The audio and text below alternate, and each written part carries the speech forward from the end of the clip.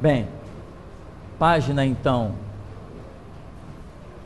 24, nós temos atributos morais de Deus.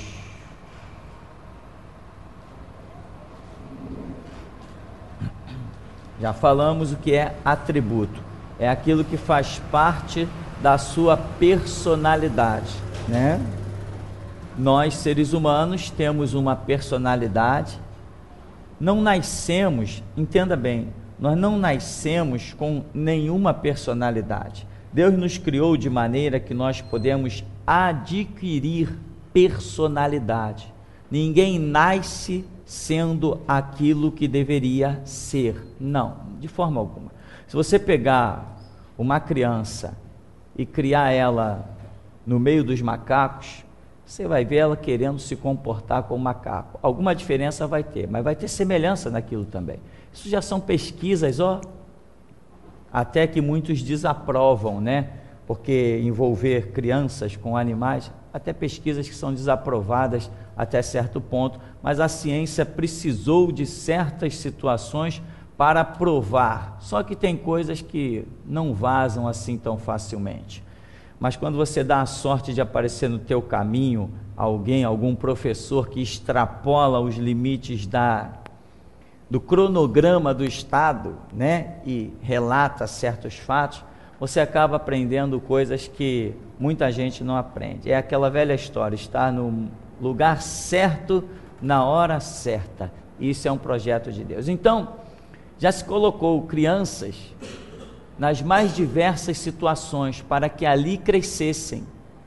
E o comportamento delas foi de acordo com o meio em que ela foi desenvolvida. Assim somos todos nós. Fomos criados no Espiritismo. Tínhamos atributos morais, entre aspas, que estavam na nossa alma, no nosso ser. Fui criado no Espiritismo, eu pensava de uma maneira, tudo que eu via penetrava na minha alma, penetrava nos meus sentimentos, e eu fui me criando daquela maneira.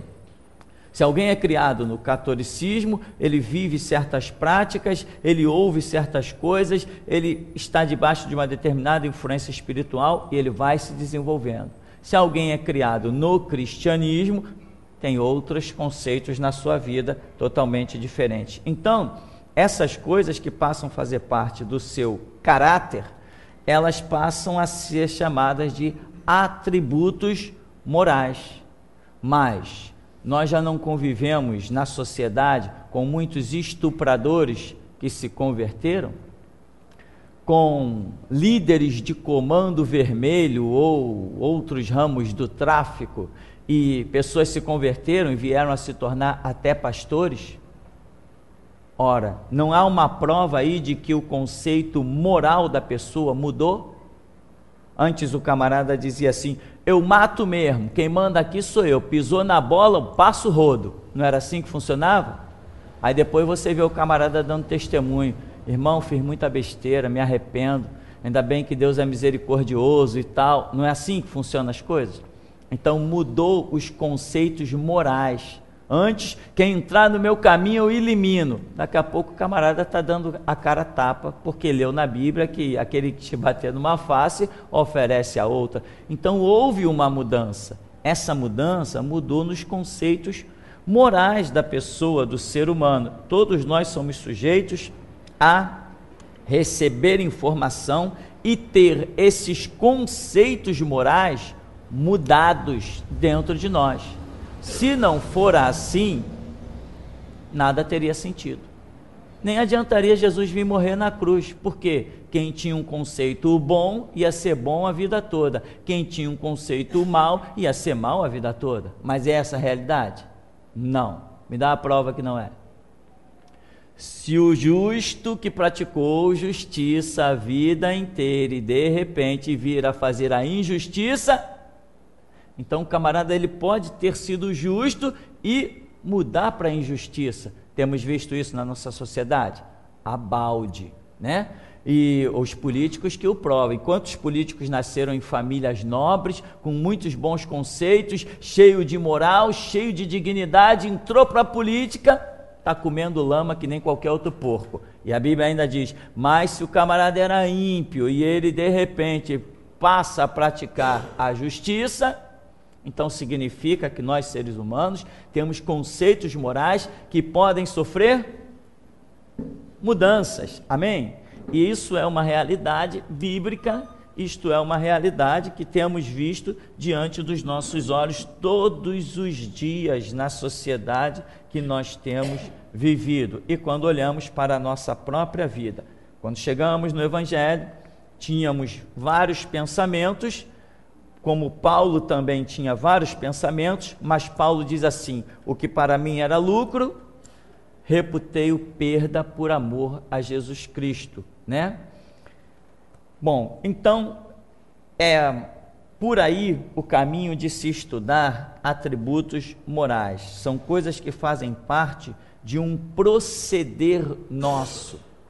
A maneira que eu me conduzo na sociedade, isso revela a minha moral, de acordo com as coisas que eu entendo, né? E outra coisa, irmão, não é o que os outros ditam, são conceitos que muitas vezes uma pessoa critica a outra, aquilo não se deve fazer, tá?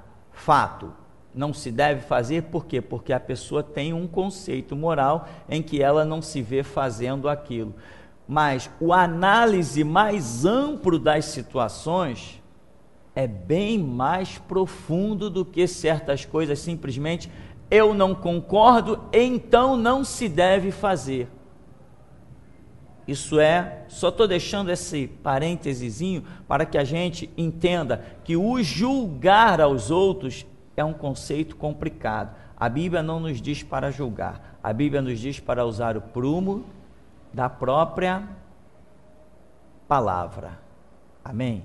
É a palavra de Deus que diz o que é certo e o que é errado. E, com relação à palavra, nós temos que receber uma revelação e nunca jamais ter uma interpretação.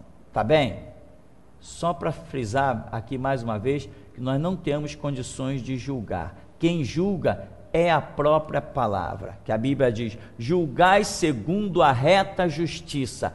Reta justiça é o que a Bíblia diz, mas o que a Bíblia diz não é só o que está escrito, o que a Bíblia diz é o que o Espírito Santo revela sobre o que está escrito e não o que eu interpreto daquilo que está escrito. Muita gente já se deu muito mal e continua se dando e ainda vai se dar, porque ousou interpretar a Bíblia. A Bíblia não é um livro para que eu o interprete, a Bíblia é um livro para que eu receba dele a revelação que é dada exclusivamente pelo Espírito Santo e não pela minha mente. A minha mente não descobre o que diz a Bíblia, a minha mente recebe do Espírito Santo o que diz a Bíblia, e quando isso acontece, quando eu recebi do Espírito Santo, isso é arraigado, fundamentado de maneira que eu não me movo de forma alguma, ninguém me convence do contrário. Então, a Bíblia não é um livro sujeito à interpretação, a Bíblia é um livro para que o Espírito Santo nos dê a revelação. Voltando então aqui, atributos morais de Deus, o que nos fazem imagem e semelhança sua, né? Então diz assim, muitas características do Deus único e verdadeiro, especialmente seus atributos morais, têm certa similitude com as qualidades humanas, sendo, porém, evidente que todos os seus atributos existem em grau infinitamente superior aos humanos. Por exemplo, embora Deus e o ser humano possuam a capacidade de amar, nenhum ser humano é capaz de amar com o mesmo grau de intensidade como Deus ama. Além disso, devemos ressaltar que a capacidade humana de ter essas características vem do fato de sermos criados à imagem de Deus, como diz Gênesis. Noutras palavras, temos a semelhança, mas ele não tem a nossa, né? Em outras palavras, temos a sua semelhança, mas ele não tem a nossa. Ele não é como nós. Ou seja, Deus colocou em nós lampejos, detalhes daquilo que também tem nele, certo? A Bíblia não diz, façamos o homem a nossa imagem, não é isso? Conforme a nossa semelhança. O que é algo semelhante?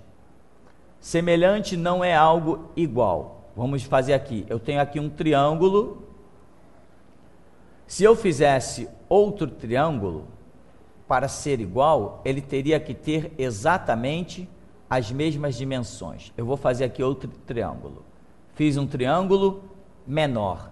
Então eu digo que esses triângulos são semelhantes. Eles não são iguais.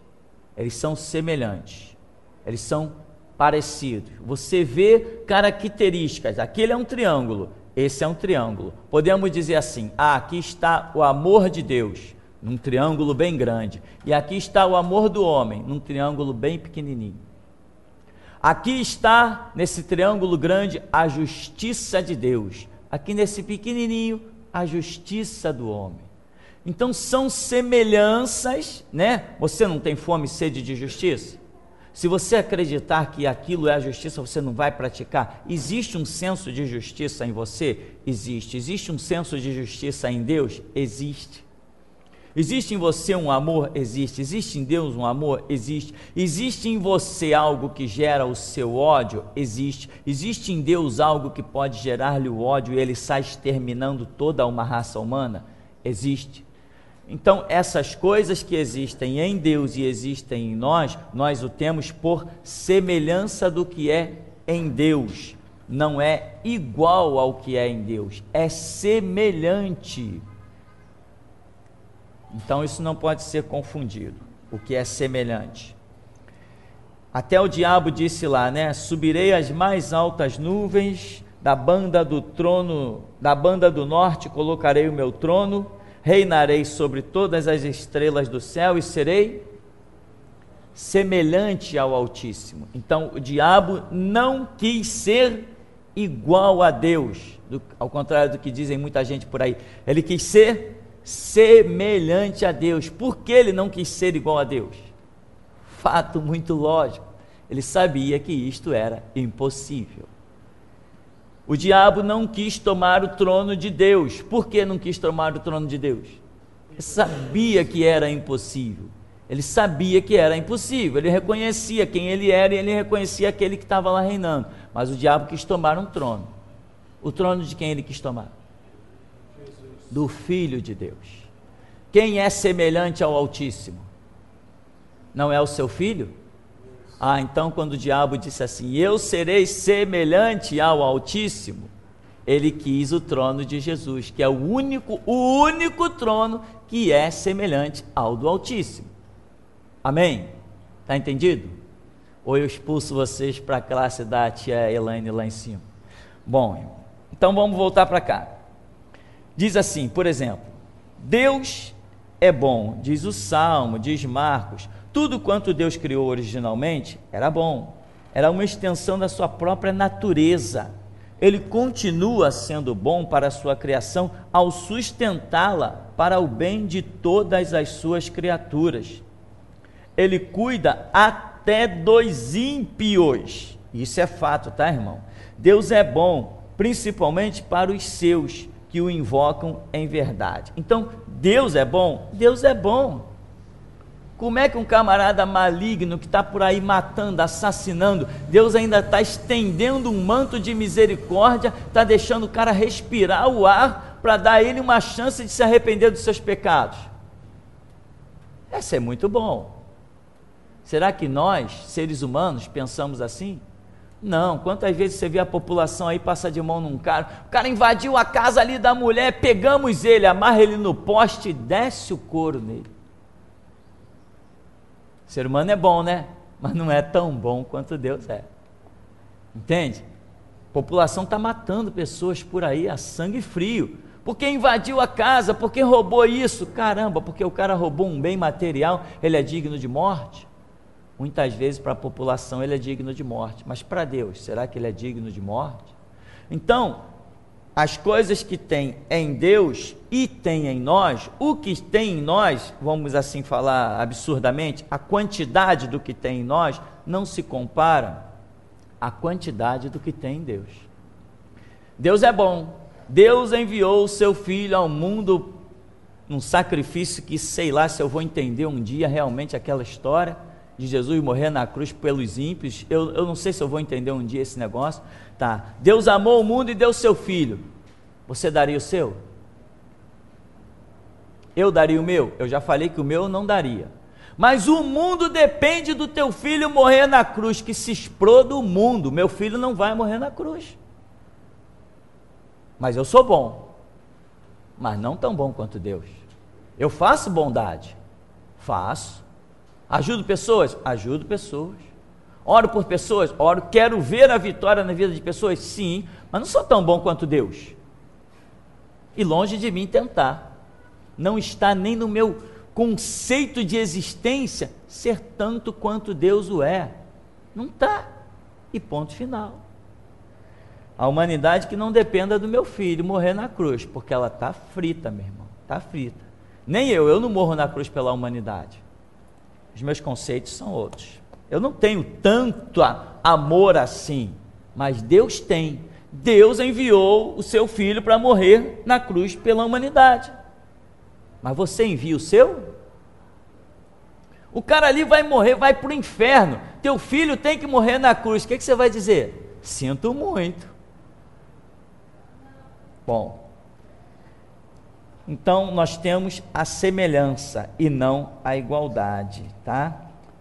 Deus é amor, tá?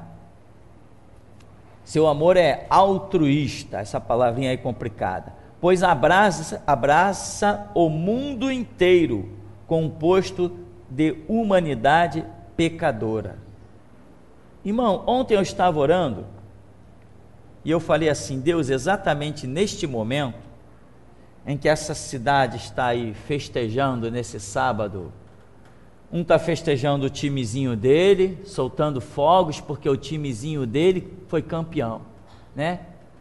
Um monte de gente querendo silêncio, um monte de pessoas enfermas, idosos em cima da cama precisando descansar, crianças recém-nascidas precisando descansar, pais que não dormiram a noite inteira com seus filhos, às vezes chorando, aí chega no momento de descanso, o infeliz acha que ele tem que soltar fogos, morteiro que treme a terra toda, aí a criança acorda chorando, pais começam a se estressar, idosos começam a ter dificuldades, uma série de coisas, os hospitais, as pessoas estão lá no hospital descansando num leito de CTI, os fogos estão explodindo. Tá bom, e essa impiedade toda aí, eu falando para Deus, nesse momento, naquele momento que eu estava orando, eu não estava vendo nenhum estupro, eu não estava vendo nenhuma criança seduzida, eu não estava vendo nenhuma criança estar sendo violentada sexualmente, eu não estava vendo nada disso, as orgias nos cabarés da vida, eu não estava vendo nada disso, mas diante dos olhos de Deus, isso estava acontecendo como rios e mares. Deus estava contemplando crianças sendo estupradas, crianças sendo esquartejadas em magia negra, cabeças decapitadas, rituais macabros, pessoas fazendo coisas para matar o seu semelhante, para ficar com a mulher do seu semelhante, para ficar com a posição do seu semelhante na empresa, para que o seu chefe caísse, fosse morto, para que ele herdasse. Deus estava contemplando rios de desgraça no meio da humanidade.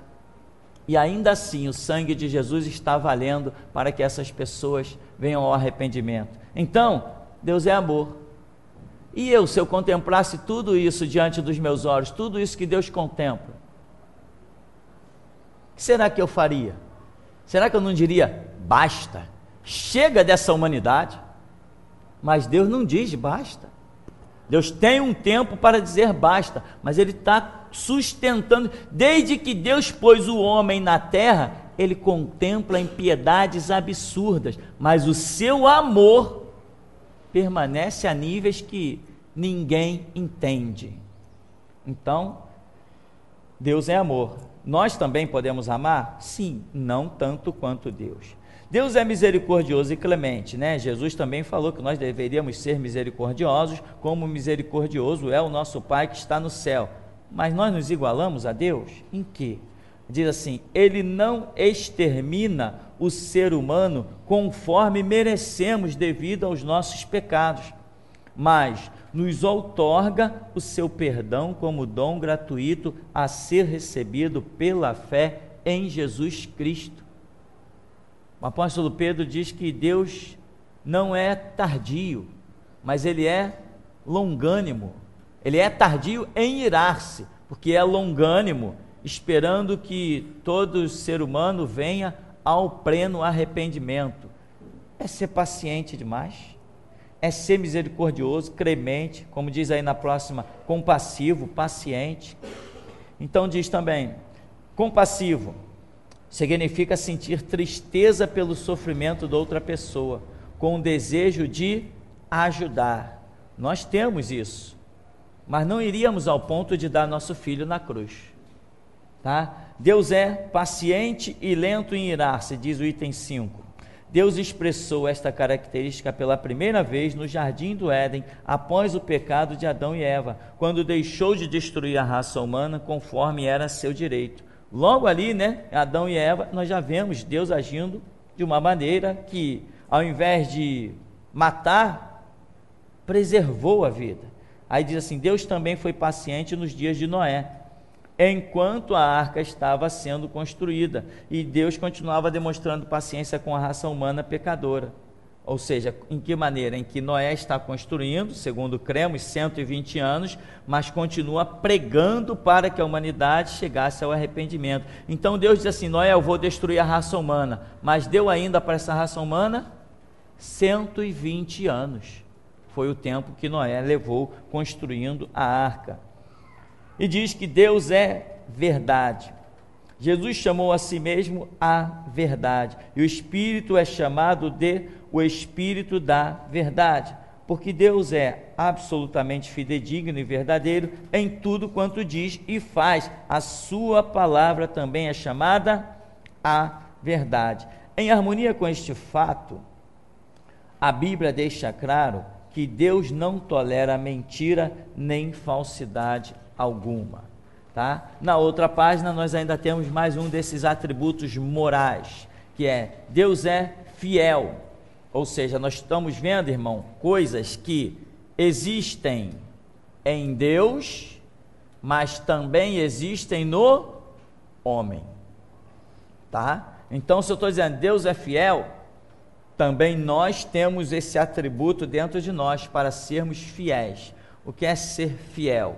É uma pessoa que permanece numa posição até o fim, é uma pessoa que não se desvia, é uma pessoa que não trai. Essas são características de fidelidade. Deus fará aquilo que Ele tem revelado na sua palavra. Ele cumprirá tanto as suas promessas quanto as suas advertências. A fidelidade de Deus é de consolo inexprimível para o crente e grande medo de condenação para todos aqueles que não se arrependerem nem crerem no Senhor Jesus. Deus é justo. Ser justo significa que Deus mantém a ordem moral do universo, é reto e sem pecado na sua maneira de tratar a humanidade. A decisão de Deus de castigar com a morte os pecadores procede da sua justiça. Sua ira contra o pecado decorre do seu amor à justiça. Ele revela a sua ira contra todas as formas de iniquidade, principalmente a idolatria, a incredulidade e o tratamento injusto com o próximo.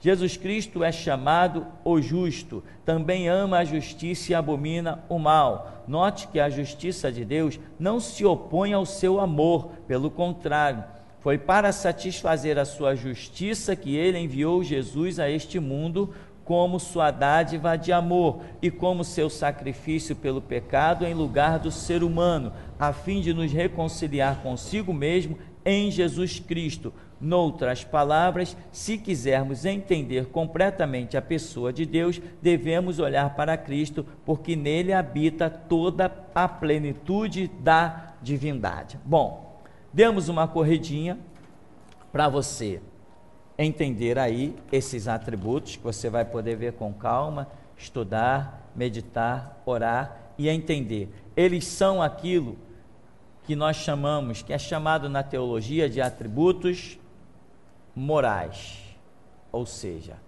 ao contrário daqueles que nós vimos, atributos exclusivos de Deus, coisas que possuem somente na divindade, aqui nós estamos vendo coisas que se encontram em Deus e semelhantemente encontramos também em nós mesmos. Então, quando a Bíblia diz que Deus lá em Gênesis disse assim: façamos o homem com a nossa imagem, conforme a nossa semelhança, tá? Então, primeiro, imagem. Essa imagem, o que é imagem? Imagem é aquilo que você vê. Só que lá em Gênesis, quando Deus está dizendo, façamos o homem a nossa imagem, conforme a nossa semelhança, de que imagem ele estava falando? Ele não estava falando da imagem que eu vejo, ele estava falando da imagem que ele vê. Amém? Então, se eu digo assim, vamos aqui fazer uma coisa conforme a nossa imagem e a nossa semelhança, é conforme aquilo que eu vejo de imagem e aquilo que eu vejo de semelhança. Mas é Deus quem está dizendo, vamos fazer o homem conforme a nossa imagem, conforme a nossa semelhança. Então essa imagem é segundo os olhos de Deus. Então quando eu olho para mim, eu vejo um corpo, e eu não posso dizer que este corpo é a imagem que Deus fez igual a dele, conforme a imagem dele do que ele viu lá em Gênesis.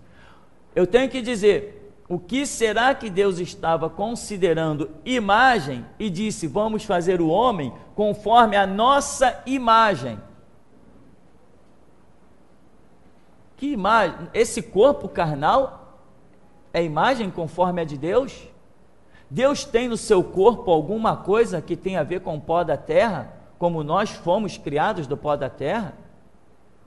Não, em absolutamente nada. Por quê? O Senhor existe desde a eternidade, antes que o mundo existisse. Ora, nada do corpo da divindade foi feito do pó da terra. Então, quando Deus olhou para nós e viu algo que sobressaía aos seus olhos como imagem, ele não viu o que nós vemos, ele viu algo diferente.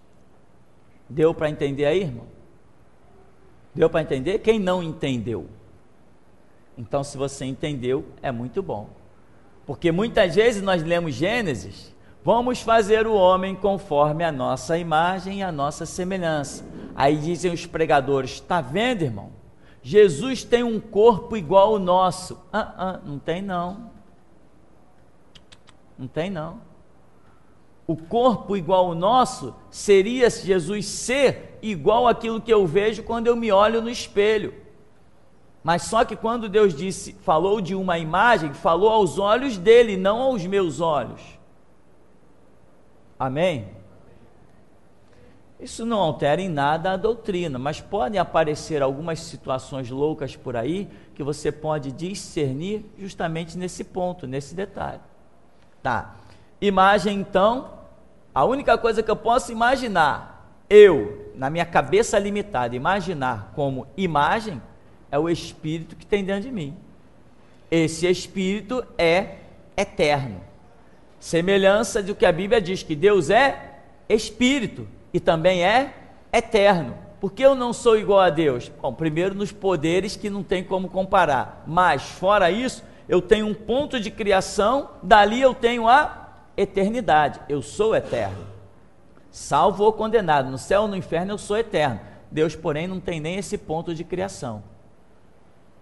Então, nós vemos aí espiritualmente coisas semelhantes.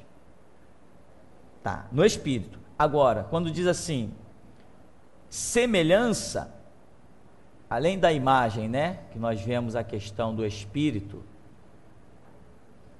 também tem a questão de semelhança,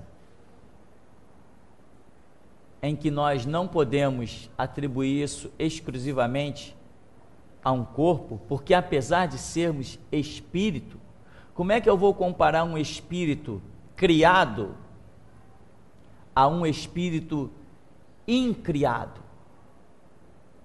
Como é que eu tenho aqui uma memória, um cérebro, aí eu vou e crio uma memória, um cérebro em um equipamento, num computador. Aquela memória do computador se compara à minha memória? Se o computador ousar dizer para mim que ele se assemelha a mim, eu desligo no break, eu quero ver ele falar mais alguma coisa. Você entende a diferença? Se o computador disser assim, eu penso que nem você, eu guardo os dados que nem você, eu vou dizer, o quê? Tec, desliguei o no break. Fala agora, computador. Não tem comparação entre o que foi criado e aquele que o criou. Nunca haverá nenhuma comparação. Quem cria está infinitamente superior, acima. Então aqui, vamos voltar aqui, a semelhança, o que nós vimos? Os atributos morais que nos fazem imagem e principalmente semelhança de Deus, são essas coisas que nós acabamos de ler. Então quando lá em Gênesis diz, façamos o homem à nossa imagem conforme a nossa semelhança, essa semelhança em tudo que temos estudado, ela se resume nestes atributos morais. O que é atributo moral? Quando se diz que alguém tem um tipo de moral, atributo moral também é definido por caráter.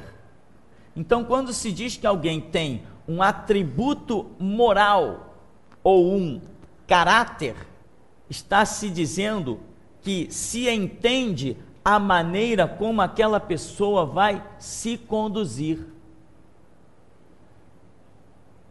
Já teve pessoas aqui no bairro de Santo Cristo que me defenderam, pessoas que conviviam comigo, trabalhavam no meu carro, pessoas que nem me davam preço.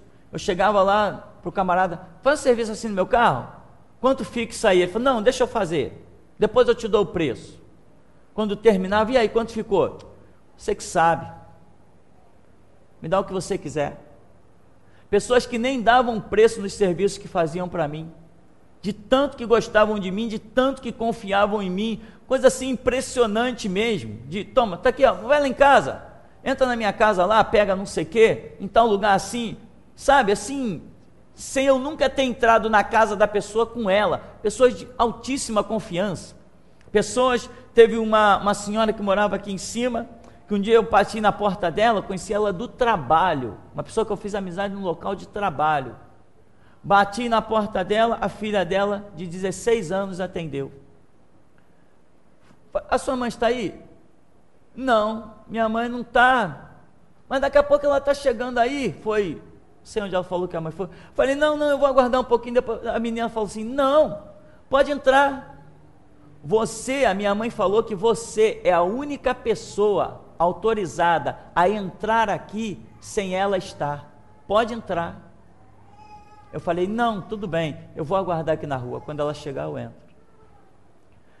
Olha só a loucura, uma pessoa que me conhecia de um local de trabalho, marcou para eu ir até a casa dela, nós tínhamos umas coisas para conversar, de umas fofocas de empresa, e ela queria conversar comigo para botar umas coisas a limpo, eu fui lá para conversar com ela, e ela disse que eu podia entrar na casa dela, e ela tinha uma filha de 15 anos e uma de 16, a 16, e disse, você pode entrar, que a minha mãe já falou, que você é a única pessoa autorizada a entrar aqui, sem ela estar em casa. É muita confiança, é muita confiança. Enfim, eu já vi pessoas me defendendo aqui no bairro de Santo Cristo, dizendo, Quando alguém vem falando, não, que aquele camarada, aquele tupirani lá de cima, e a pessoa diz assim, não, peraí, quem tu está falando? Daquele assim, assim, assim? Aí a pessoa diz, não, então nós não estamos falando da mesma pessoa não, acho que você está equivocado. Aquele camarada fez isso? Não, você está equivocado, ele não fez isso, eu duvido que ele tenha feito isso. Aí depois a pessoa vem conversar comigo, eu explico a história, a pessoa, eu logo vi, não tinha sentido, eu te conheço. A pessoa diz assim, eu te conheço. Então o que gera isso numa pessoa, essa confiança, né? Essa confiança. Teve momentos que eu viajei aqui, nesses feriados longos, viajei, mas aqui o pessoal estava na bronca com a igreja, eu fiquei receoso de deixar tudo abandonado aí, eu peguei a chave da igreja, e pessoas que moravam próximo, eu disse assim, ó, dá para você dar uma olhada de vez em quando lá na igreja? Está aqui a chave, essa chave é da igreja, essa chave é de tal lugar, essa chave é daqui e tal. Total liberdade, isso é uma confiança. Essa confiança vem quando você conhece o atributo moral, o caráter da pessoa, quando você acredita mesmo. Então a pessoa, ela pode ser fiel a este atributo moral que ela está exalando, mas ela também pode pisar na bola e tornar-se infiel. Aí é outra história. Mas aquilo que você vê de um momento, aquilo que você chama de atributo moral, é igual ao caráter. Caráter é aquilo que norteia, ou seja, aquilo que dá direção, norteia a conduta de uma pessoa. Se alguém chegar para você e contar alguma coisa de alguém, você não vai engolir direto. Você não vai engolir, aliás, você não pode engolir. Se você engolir, me contaram é verdade. Meu irmão, pode preparar a cova para a tua própria vida. Não é assim que se vive. Agora, se você vê que a pessoa tem um histórico, você conhece, não, aquela pessoa ali realmente pisou na bola uma vez, pisou duas, pisou três, pisou quatro, pisou cinco. Daqui a pouco alguém vem e diz assim para você, pô, fulano pisou na bola pela sexta vez. Você diz, já é de esperar, já pisou cinco, pisa mais uma. Agora, se você não conhece nenhum distúrbio da conduta de uma pessoa, alguém vem e fala alguma coisa contra aquela pessoa, você diz assim, não, peraí, vamos com calma, vamos analisar isso, vamos ver o fundamento, vamos ver onde está a verdade. Então, o que é o caráter? O atributo moral, o caráter, é a conduta, é a personalidade. Tem pessoas que têm uma personalidade, como é que eu chamo? Desequilibrada. Você já lidou com pessoas assim? Que têm a personalidade desequilibrada? A pessoa está conversando contigo aqui, fala uma coisa. Daqui a pouco passou uma semana, você vai falar com a pessoa, sabe aquele negócio assim, vamos definir, não sei. Não, eu falei isso contigo? Você não falou comigo? Pô, não, cara, não falei isso contigo, não. Uma personalidade desequilibrada. Eu tenho uma tia, eu nunca vi coisa igual, irmão. Eu tenho uma tia que eu nunca vi coisa igual. Ela chega para você, ela fala com todas as letras alguma coisa. Depois, na hora que está diante de alguém que você toca no assunto, ela diz na tua cara que nunca falou aquilo contigo. Nunca. Você diz assim, porque aquilo, né, tia, como a senhora falou assim. Não, eu não falei isso, não. É uma coisa impressionante, é impressionante. Todos os parentes já sabem que ela é assim. Não tem doença, não tem nada, tem esse desequilíbrio no caráter. É uma personalidade que você não pode confiar em absolutamente para nada. Então, quando alguém vem e diz assim, poxa, fulana fez isso, disse aquilo e aquilo outro, todo mundo já acredita, porque já conhece que a personalidade, o caráter, o atributo moral que está dentro daquela pessoa é daquela forma desequilibrada, pervertida, não tem firmeza na sua conduta. Fala uma coisa agora, daqui a pouco está falando outra. Diz que vai fazer uma coisa daqui a uma semana, daqui a pouco já mudou, vai fazer outra. Não tem definições na sua personalidade.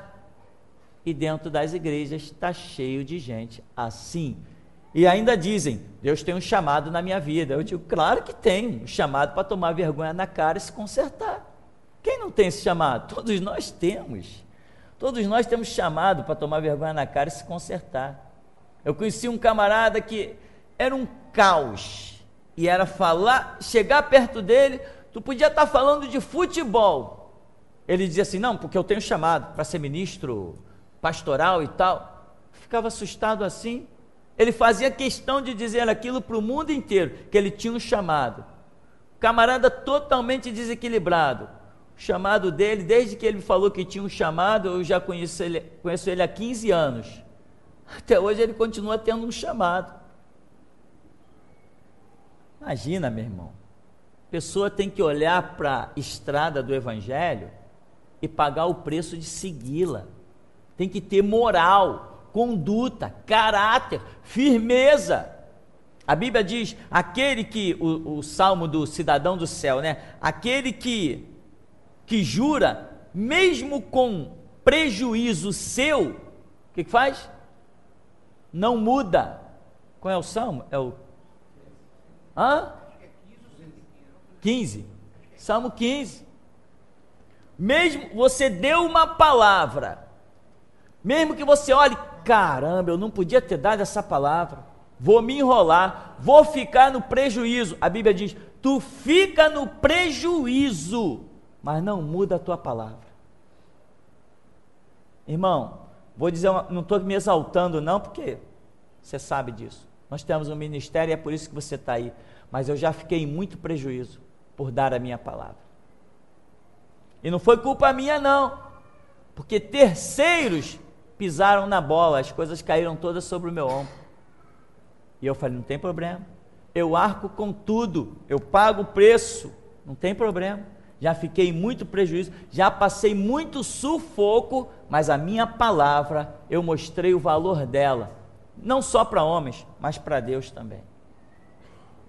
Então, atributos morais, imagem e semelhança de Deus, estão relacionados a isso. Ou seja, Deus quando nos criou, vou agora aprofundar um pouquinho mais, Deus quando nos criou, Ele colocou dentro de nós alguns conceitos, mas estes conceitos que nós chamamos em teologia, atributos morais, e que eu estou aqui dizendo que é o caráter, que revela a conduta, ao longo da história, como Deus deixou alguém para instruir os descendentes. Quem foram esses que foram chamados para instruir os descendentes? Adão e Eva. Mas Adão e Eva também jogaram uma bolinha lá meio apressada e pisaram na bola. E a humanidade a partir dali começou a enfrentar um probleminha. E atributos morais que deveriam estar sendo arduamente ou ferrenhamente sustentados por Adão e Eva, eles também deram uma caída, descredibilizaram a palavra de Deus, atentaram para a sedução de Satanás no Éden. Dali para frente começa uma série de problemas, são expulsos do Éden. O que foi acontecendo com os atributos morais desta família? Foram se perdendo. Logo adiante, nós vemos que um dos filhos de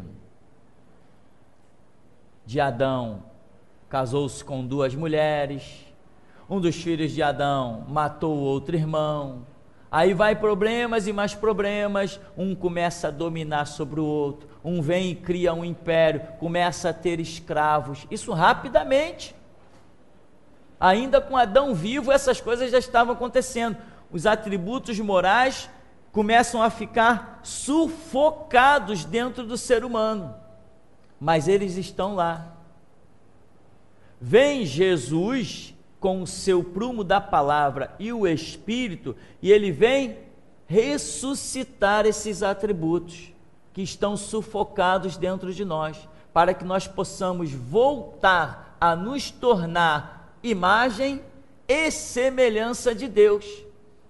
Então Jesus vem e diz assim, não necessitam de médicos os que estão sãos, mas sim os que estão enfermos. Ele não disse isso porque havia alguém ali que não estivesse enfermo, não, mas em resposta àquelas pessoas que julgavam uns pecadores e outros santos. A resposta é para aqueles ali, não é porque existisse alguém santão que não precisasse de Jesus, não é nada disso, porque todos terão que manifestar a fé nos conceitos de Deus. Então, ali, aquela primeira família tem problema e depois todo o caráter do ser humano começa a surgir problemático, porque os homens vão nascendo dentro de famílias conturbadas.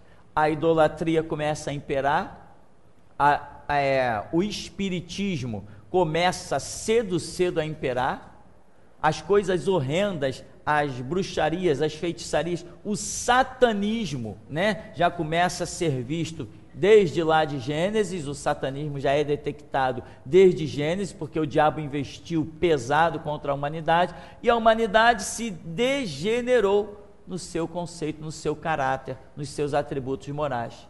Então, hoje, o que é a ação da palavra e do Espírito? É nos fazer voltar a Gênesis. Nós precisamos voltar a ter o mesmo caráter que Adão tinha antes de pisar na bola. Esse é o nosso chamado. Ao contrário do que muita gente pensa que Deus nos está levando para a modernidade, o que Deus quer é nos levar para a origem, para o princípio.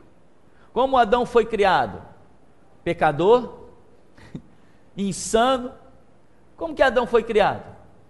Adão foi criado justo, íntegro, puro, sem mancha, com um cérebro fantástico que conseguiu dar nome a todos os animais. Era um homem inteligentíssimo. Hoje a ciência vem e diz que o homem não chega nem a usar 10% do seu cérebro, mas com Adão não era assim, ele usava.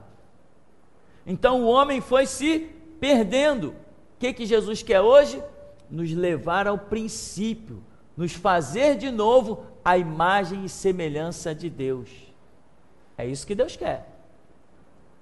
Vocês veem que os judeus estão entre os homens mais inteligentes do mundo. Grandes inventores, quando você vai ver o nome, é não sei que Berg, não sei que, é tudo sobrenome com origem judaica.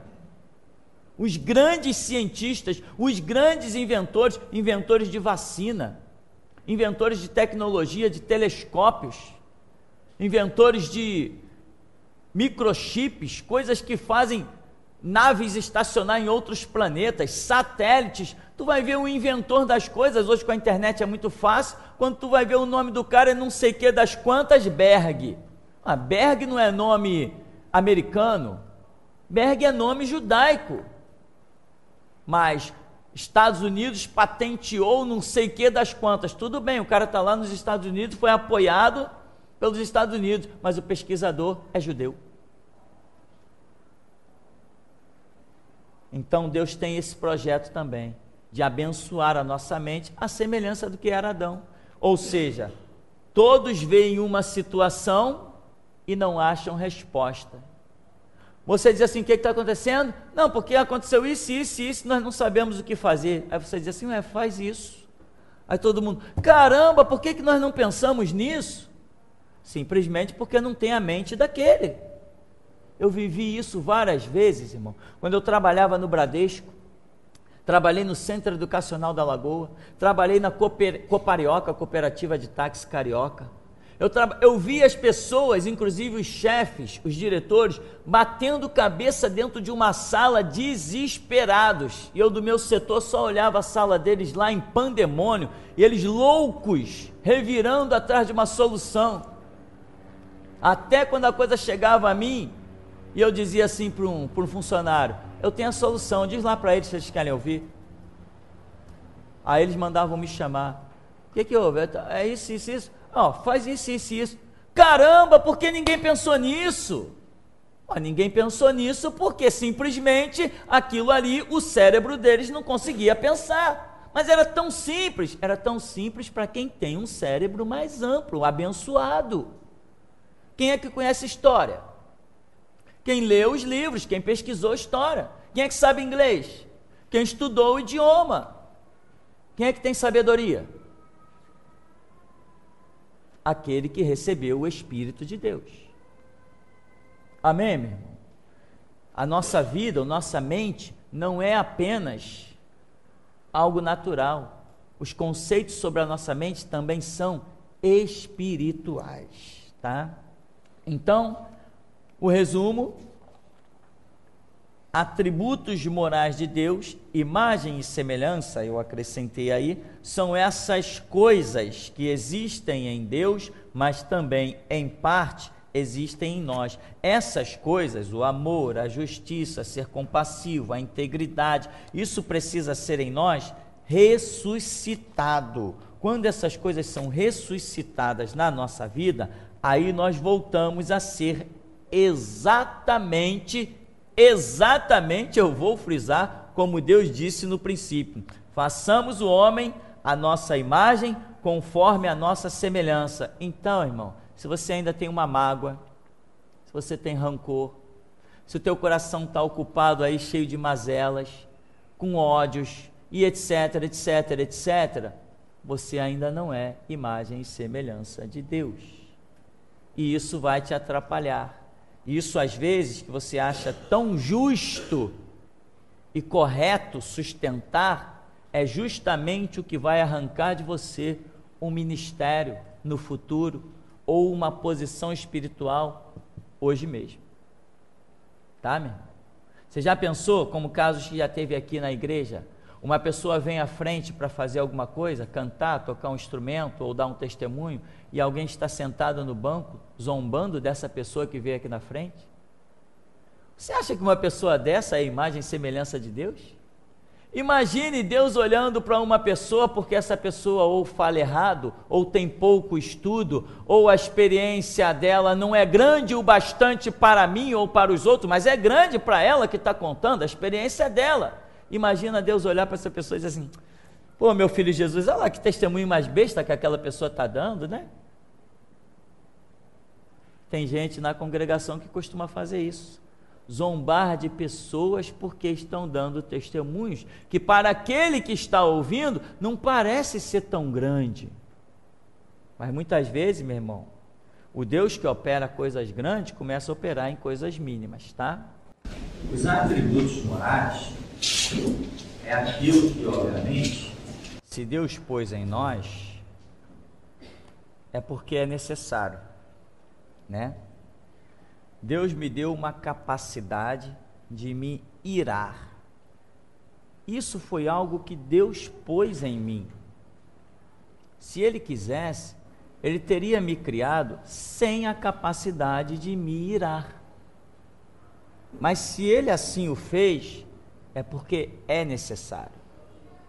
Muitas vezes só queremos ver a justiça porque nos iramos. Ah, o camarada fez uma covardia com o outro. Ah, é legal, né? Fez uma covardia com o outro. Não, aquilo automaticamente ferve o teu sangue, independentemente da sua vontade. Quando você ouve certas notícias, você explode em ira, em raiva. A própria Bíblia diz: irai-vos, mas não pequeis. Não se ponha o sol sobre a vossa ira. Ou seja, o próprio apóstolo Tiago, se não me falha a memória, ele admite a capacidade do ser humano se irar. Ele não diz: não vos ireis de forma alguma. Não, não é isso que ele diz. Até mesmo ele não poderia dizer, porque já são atributos que estão dentro do ser humano. Então, assim como você naturalmente se compadece, exerce amor, misericórdia, ama, assim também você se ira. Então, se isso existe em você, é porque existe uma necessidade de que você seja assim, com esse complexo. Sendo que tudo que você é, né? Tudo que você é, todo esse complexo que você é, ele tem que estar hoje cativo a quê? A obediência de Cristo. Quando você se ira e diz assim, caramba, aquele cara tinha que morrer. Mas o teu princípio cristão já diz assim, eu não posso matar esse infeliz. Aí você diz assim, se eu não conhecesse Cristo, aquele cara estava morto. Amém? Você já sentiu vontade de matar alguém? Mas foi o Espírito de Deus que te segurou? Isso prova conversão. Isso prova que nós estamos, como Paulo diz, né? Levai os vossos pensamentos cativos à obediência de Cristo, porque as armas da nossa milícia não são carnais, mas sim poderosas em Deus para a destruição das fortalezas, destruindo todo sofisma e tudo aquilo que se levanta, toda altivez contra os projetos de Jesus Cristo. Então, você se ira, mas mesmo na sua ira, você tem que saber qual é a vontade de Deus. Muitas vezes a sua ira vai revelar apenas o seu senso de integridade e justiça, o qual Deus está aprovando. Porque tem pessoas que olham as injustiças, as sem-vergonhices e dizem assim, não é comigo. Ah, se fosse comigo. Rapaz, se fosse com meu filho, aquele cara ia ver. Não, meu irmão, não. Quem tem senso de justiça, não tem senso de justiça ou de injustiça porque alguém fez alguma coisa com o seu filho. Fazer com um filho do outro é a mesma coisa que tivesse feito com o meu. Isto é senso de justiça. Se eu só me preocupo com uma situação, só me iro contra um fato errado, quando ela incide contra a minha casa, eu não tenho nenhum senso de justiça. Eu tenho apenas um senso de proteção patrimonial. Mas se realmente eu sou livre e tenho os conceitos de Deus na minha vida, Deus, quando cobrou numa das pregações passadas aqui, eu não lembro qual foi o texto que lemos, em que Deus cobrava do povo e dizendo o quê? Praticai a justiça, sustentai o órfão, olha a causa das viúvas. Não foi isso que Deus estava cobrando da nação? Mas Deus não estava dizendo, sustenta os teus filhos, sustenta as tuas viúvas, olha a causa dos que estão na tua família. Não, Deus está cobrando da nação, em que ninguém se importava com ninguém. Quantos eram ricos em Israel? E quando via que um dos seus irmãos israelitas tinha a sua família toda desmantelada, em que crianças, adolescentes, jovens, mulheres e marido eram todos espalhados para serem levados e servir como escravos durante um determinado período, até que certas dívidas fossem pagas. E você está pensando que essas dívidas implicavam em coisas absurdas? Às vezes eram dívidas mínimas. A lei se cumpria tanto em dívida de 1 milhão, como em dívida de R$1. E muitas pessoas, vamos dizer, nesse real que deviam, eram levadas como escravos. Mas e os outros ricos que podiam pagar a dívida daquela família? Cadê a justiça?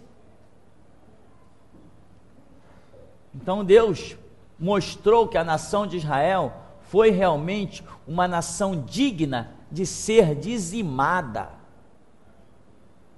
Você sabe o que é você ter 100 mil reais numa caderneta de poupança e ver a família do teu vizinho estar sendo levada como escrava por causa de uma dívida, por causa de R$1.000, você com 100 mil reais lá para os banqueiros se enriquecerem, emprestar o teu dinheiro a juro, você não é capaz de pegar R$1.000 dos teus 100 mil que está sobrando para livrar uma família da escravidão? Isso é justiça? Não, eu não enxergo uma justiça, eu não entendo, eu não aceito um conceito de justiça desse. Agora, se fosse por um parente meu, eu pagaria essa dívida. Caramba, todos nós descendemos de um mesmo tronco, todos nós somos filhos do mesmo Deus. Cadê o senso de justiça? Empresários aí nadando em dinheiro, às vezes para comprar um equipamento aí para para aliviar a dor do câncer de alguém, a dor da hemodiálise de alguém, desse negócio que tem que filtrar sangue. Às vezes uma máquina dessa, pessoas aí se estressando para fazer campanhas para adquirir uma máquina ou outra. Enquanto isso, você olha esse país aí, uns filhinhos de papai desgraçado aí com Ferrari de R$1 milhão. Cadê esses caras que se expressam com nada? Tem gente aí que o filho tem Ferrari de R$1 milhão. Teve até o caso de um que atropelou aí, não sei quem. R$1 milhão custava a Ferrari do cara. E no entanto você vê pessoas fazendo campanhas aí, desesperadas para conseguir uma máquina que custa 10, 15 mil reais, para aliviar a dor de alguém que está sofrendo em cima de um leito com câncer. Ninguém faz nada. Eu não entendo como é que esse mundo ainda sobrevive. Realmente Deus é longânimo, bem mais do que eu. Deus é amor, bem mais do que eu, né? Agora, eu tenho o direito de me irar.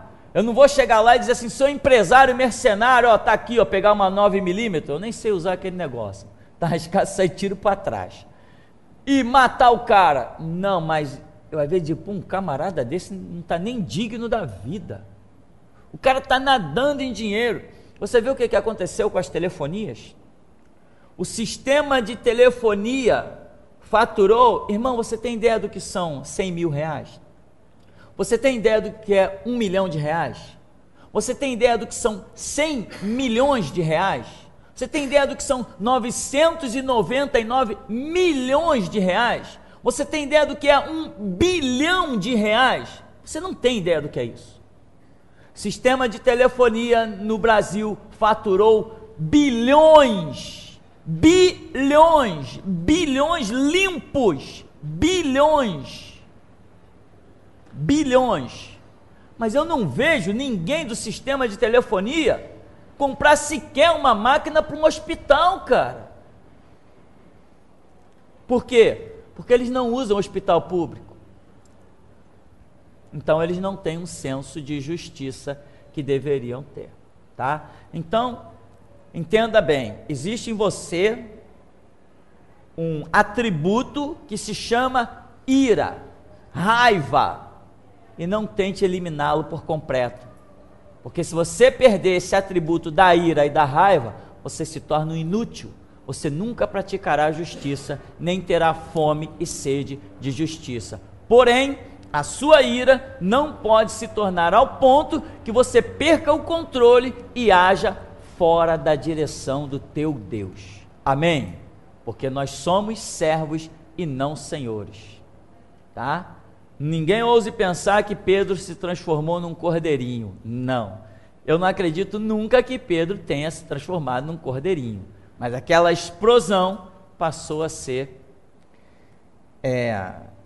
monitorada ou controlada pelo Espírito de Deus, ou seja, ele deixou-se controlar pelo Espírito de Deus, tá?